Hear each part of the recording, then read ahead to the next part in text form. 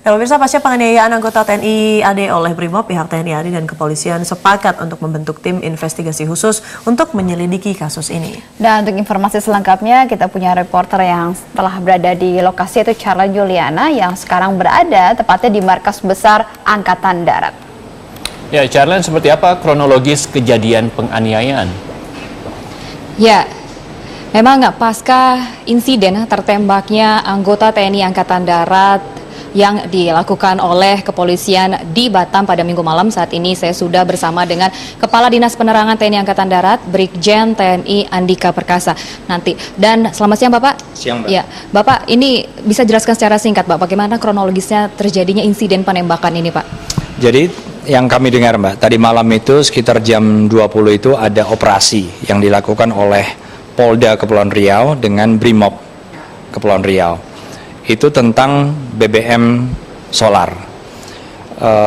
Pada saat terjadi penggerebekan itu, kemudian kira-kira jam 21.30 dinamika pada saat anggota kita lewat.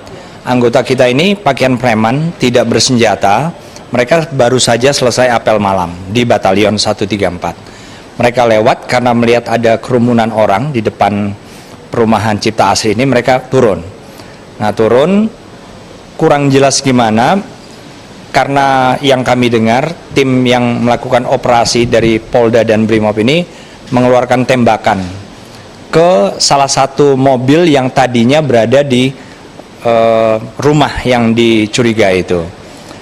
Ditembak ke arah bannya. Nah, anggota kita ini 2 orang kita berasumsi tidak sengaja tertembak kakinya. Jadi 1 orang ini 2 peluru di dalam kakinya, yang satu peluru. Baru selesai operasi tadi pagi. Kemudian orang ketiga datang karena dengar berita bahwa temannya tertembak. Ini datang ke markas Brimob. Di situ ingin menanyakan kejelasan, tapi kira-kira mungkin kurang jelas atau kurang puas, sehingga pertengkaran mulut ini terjadi. Sehingga akhirnya anggota kita ini dikeroyok dan dipukul gitar kepalanya sehingga robek dan terjadi pendarahan. Kemudian dibawa masuk ke dalam markas Brimob.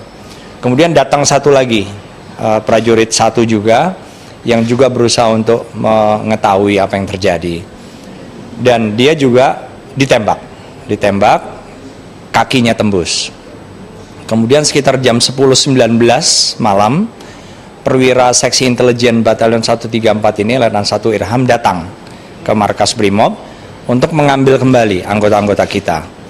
Nah, pada saat terjadi percakapan itu terdengar tembakan dari dalam markas Brimob. Ternyata beberapa menit kemudian anggota yang dibawa ke dalam markas Brimob tadi keluar. Selain kepala robek dan pendarahan akibat dikeroyok tadi, juga ada luka tembakan lagi di kakinya. Berarti kelihatannya tembakan di dalam markas Brimob tadi juga ditujukan kepada anggota tadi. Jadi secara umum ada 4 anggota kita yang luka, 2 sudah dioperasi, dikeluarkan proyektil dari kakinya di Rumah Sakit Umum Daerah Embung Fatimah di Batam. 2 lagi sudah dibersihkan. Nah, Kepala Staf Angkatan Darat Jenderal TNI Gatot Nurmantio saat ini sebetulnya masih ada di Brisbane, Australia, sejak hari Sabtu kemarin sampai besok. Acaranya Chief of Staff to the Army's Exercise 2014, Kepala Staf Angkatan Darat seluruh Asia Pasifik.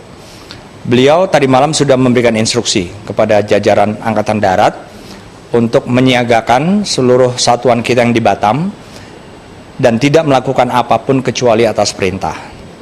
Kemudian eksternal, beliau menyarankan kepada Kapolri agar dibentuk tim investigasi gabungan TNI Angkatan Darat dan Polri, supaya tidak ada kecurigaan dan pemeriksaan ini tuntas, objektif apa adanya.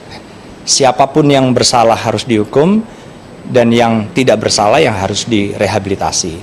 Dan beliau yang rencananya sampai besok, siang ini sudah terbang kembali ke tanah air, dan setibanya di tanah air besok malam akan langsung ke Batam. Dan Pak Andika, 4 anggota TNI yang tertembak ini sedang dalam kondisi apa? Sedang bertugas kah atau sedang berseragam kah Pak? Tidak, mereka tidak berseragam karena selesai apel malam. Apel malam ini pengecekan jumlah personel, tapi tidak berseragam kecuali yang sedang bertugas dinas dalam. Jadi mereka tidak bertugas dan hanya lewat saja, ingin tahu. Pak, kalau misalkan bisa dibilang ada indikasi salah sasaran gitu Pak, karena mungkin tidak melihat anggota TNI-nya tidak berseragam, bisa dibilang seperti itu tidak Pak?